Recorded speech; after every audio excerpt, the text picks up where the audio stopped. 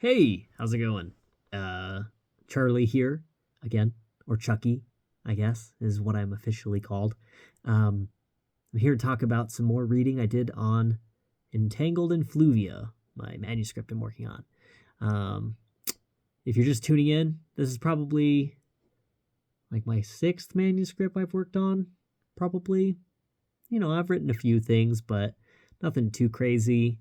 Anyway, this is just insight on my process, like kind of in the first reading of the first draft. So, lots of work cut out for me. That's what my last video was kind of getting into. Was like, I think my first draft baby is a little bit ugly. So, I've got that to deal with. So what did I notice this time around? Well, I've got a few things going on. So there's a DJ character, a radio DJ character, who's kind of like a little bit of you know, a political streamer, talk show host kind of figure for Fluvia, the small town in Ohio that I'm uh, setting the story in. And she's using an artificial intelligence system, like an LLM version of herself, to basically clear up her own schedule and to reap the benefits that AI has in its use. And right now, I feel I like the artifact of that character trait and the conflict that that invokes with the AI eventually kind of fusing with this Lovecraftian psychedelic fungal growth that's permeating the town that is basically a drug growing operation gone off the rails. So anyway, the AI and this fungus will eventually like unite, and or they eventually do, and right where it's at, the AI kind of presents this dilemma of um, feedback loops and the extremification of rhetoric, because the AI leads to several events that I'll probably talk about when I get to rereading them, to like, mobilizing townsfolk against the FBI who are there to investigate, and then eventually leading the townsfolk kind of into an angry mob that again kind of leads to some ramping up conflict and just escalation in the story. So the AI is like functioning as a catalyst, but it's also a commentary on, the Alex Jones or oh gosh, like Hassan kind of people. Not to compare, I guess, Hassan and Alex Jones, but you know what I mean, right? Like there's the radicalization of people in the town against the federal agents there investigating their town. Um, and I don't really know what I'm doing with this yet. I kind of feel like I have some things to say about uh, just broadcasting specific rhetorical, um, just rhetorical agendas, basically. And Lorna, the DJ, kind of fits into this libertarian, kind of more um, slightly like kind of Tea Party sensibility of like not trusting the federal government, and being really kind of rebellious toward anyone coming in and sorting through the bullshit of the town, right? So it's about uncovering the floorboards and finding the skeletons in Fluvia. Um, you know, uh, but again, it's not all the way there, and so I feel like that's more interesting in my head than what's on the page. And so you'll find that in your own work, maybe, right? This is something I guess I don't know if it's a universal feeling or anomaly with writing, but the first go around, you don't really know what you're doing. I don't know what I'm doing. But as you spend more time, as I spend more time working with the characters in the story, it becomes clearer. So again, I'm just kind of like throwing out my thoughts. Um, and it's kind of hard to be like, oh yeah, I don't really want to just like summarize everything that I've read, just more talk about some of my thoughts. Um, I have decided to, on a rewrite, to effectively lower the ages of these grad student characters that I have. Will and Ronnie are their names. And uh, they're about like 24, 25 right now, or 23 to 25. I'm not super sure. But I'm thinking about like dropping their ages so that they're like 19 or so, 18 or 19, like first year of college or in a gap year. They may be like just two kids who hung out in school and then decided to take a gap year. So I'm wondering if that dynamic will allow their like conversations to flow more, because the issue I'm running into is that of uh hyper familiarity. It feels like the characters have known each other, but there hasn't been enough time for them to develop. So in the story right now, they're grad students, and Ronnie meets Will on campus, and they happen to share an office in the psych department. And to me, it just feels like they're not the characters that they should be, because the way I've voiced them, they feel too familiar with each other. So I'm like, well, maybe I'll push them back into high school, move Philly, the teacher who's like arrested for this drug operation, back into high school, and he's like their senior English teacher or something. Um, and like me, and he sells some of this lichen, this fungus drug, to Will at one point, right? And that's going to be kind of in a rewrite of the story. And so it sets up Philly as like this kind of complicated authority figure who is very highly esteemed within the community of Fluvia, but is also, selling his former students this really powerful psychedelic substance that eventually reveals itself to be like some form of intelligent entity that colonizes the town. And so that's like, oh, that sounds cool, right? Well, if you think so, thank you for one, but for two, it's not that cool on the page, unfortunately, right now. So I feel like I'm doing a better job of portraying it in my head outward than like on the page. So maybe I should just tell the whole story how I want it, and then it'll be perfect because I don't have to write it. Um, so yeah, it's hard having epiphanies about what the story is after you've already written a first draft. And that's one thing I have always hated about writing, is I'm like, why couldn't I have known what the story was before I wrote this? Because now I have to go and rewrite the story. And apparently that's just like what we do, right? I never like that because it feels like a lot of wasted work.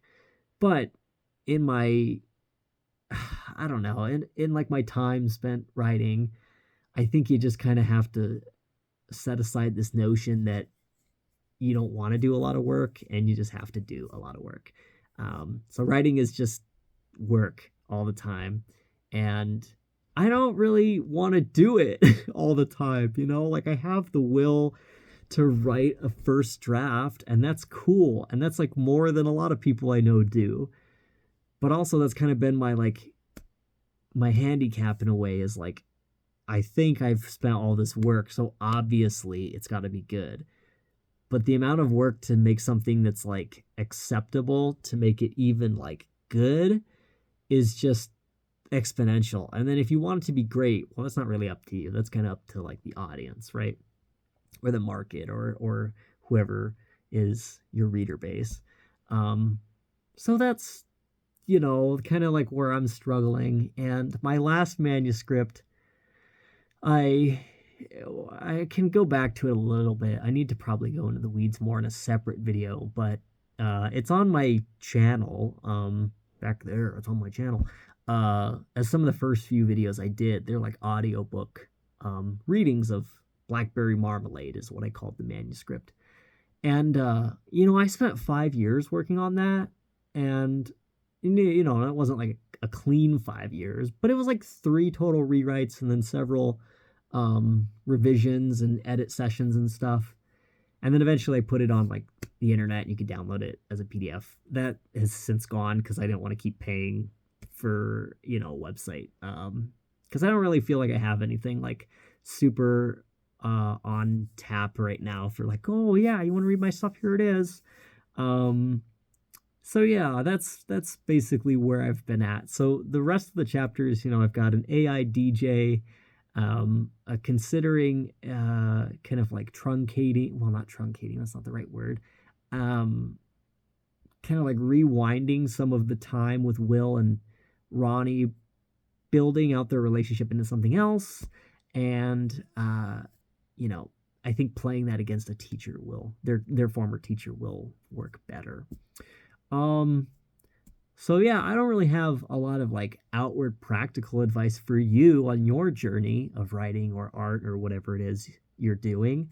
Um, but that's kind of been where my head is, or that's where my head has been at. Sorry, it's late, and I just like recording more at night because, um, you know, I can do it and then I can upload it in the morning or afternoon or wherever, and or whenever. I'm so tired, dude. And then I'll have had something like updated. But I mean, I hope that, you know, more people are at least like interested in this video too. I'm surprised the last one kind of popped off. So, I mean, popped off. It has like 100+ views, which is really cool. Like I've never had that other than my first audiobook chapter. So thank you. I bet this one will get like 15 views, so that'd be pretty cool. Expect nothing, and you will be delighted at the results. What else do I have? There's another character, Roger, who is like kind of dating Lorna, the DJ. And sorry, this video is all over the place. So I kind of talk about you. I kind of talk about me. I kind of talk about the book.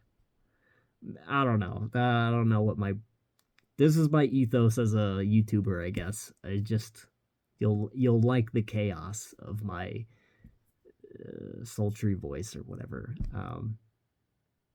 So Roger is Lorna's assistant and kind of like lover as well. He's like 33 and she's like in her probably like late 50s or so, mid 50s. I don't know exactly how old she is. Enough to at least like know like Guns N' Roses and like, you know, big hair bands and probably go to concerts. So like, yeah, probably late 50s, early 60s. But anyway, Roger and her are kind of like dating, and Roger leaves work early to go to what Laura believes is a date, and with someone younger, and it ends up being at his mom's bar, which is like a pirate themed bar named Jolly Rogers, named after Roger. So I don't know if I kind of like it because they're on the lake side of Lake Erie, and I really like the pirate aesthetic. I think it's like a nice, corny, small town charm, and it being named after her son is really interesting. And they talk about, so Roger goes in there, and they're talking about you know, his dad, who's like, I don't even know if I'm going to keep it or explain more.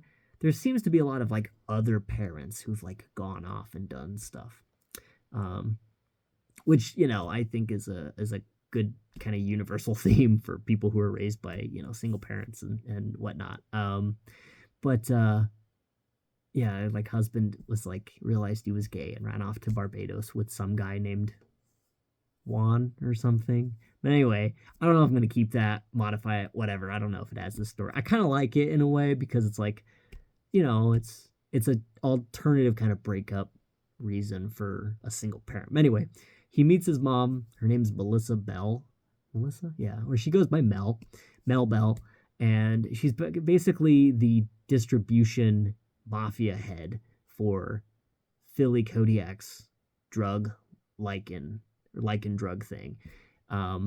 And she's talking with the FBI about like getting them a sample because they've requested some and they didn't say what they're using it for. But it's like other stuff is in motion. I realize this video is very long. It's probably I should probably wind up by now. So that's really all I read, and those are some of my initial thoughts, but I like the dynamic I've seen so far of Roger and his mom, of the AI DJ. There's also a scene that I read with William and his father, Wilbur, and just some conflict about William dating Ronnie and declining the position as like, you know, preacher at his father's church. There's a lot going on, and you know, I can't really all explain it succinctly. So thank you for listening to me explain just a little bit that I've read. and kind of getting into some of my history about writing. I think for those of you who are still here, if there are any of you, are there crickets? I can't tell.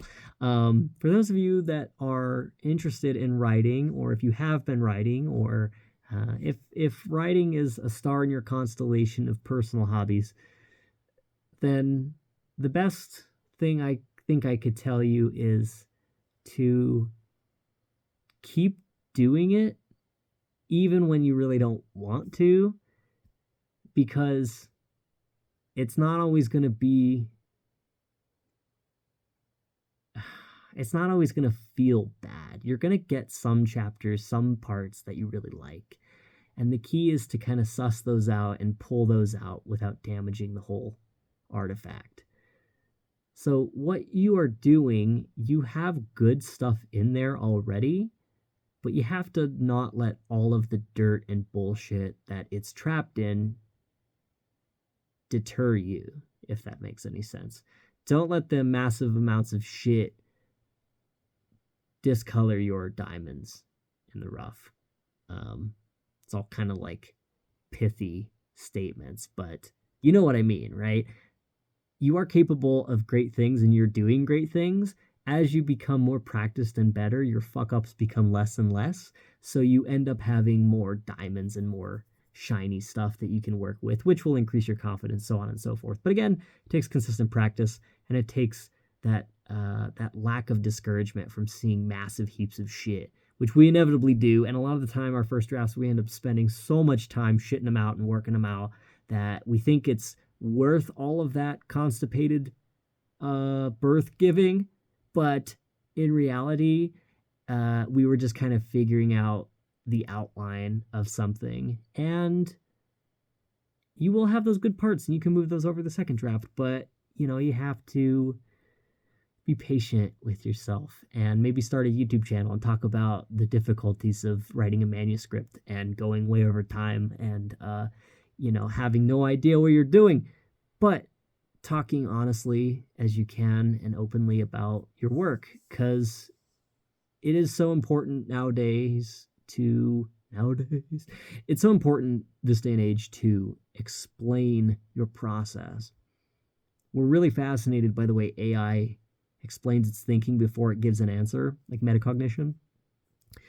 And I think humans are even more so compelling because we are interested in how other people perceive reality and what truths they may have that they can whisper to us. So all I'm trying to say is, if you have something creative that you're doing and you don't feel like you're very good at it, that's okay. Everybody feels that way. And you need to keep pushing through if you really care about the craft. If you let it deter you and you're okay with that, that's fine too. I'm trying to wrap it up, but to be honest, I feel like the time on the video is making it hard for me to really give a concrete statement that I feel I can stand behind. So again, maybe this video is about uncertainty and learning to roll with that. So in your own craft, again, I'm trying to do it. I'm like, here's a little bow. Here's a little bow for you. I can wrap it all up and give you the meaning of art. No, just do art because it's fun. That's what I would say. And I'm having fun making these videos and telling you about it. And I'm having fun just seeing, some interaction with the video. It's cool. So I'm going to end this one. If you stayed this long, you're the fucking homie. And I hope that you have a wonderful week. And I will talk to you soon. Thanks. I love you. Bye.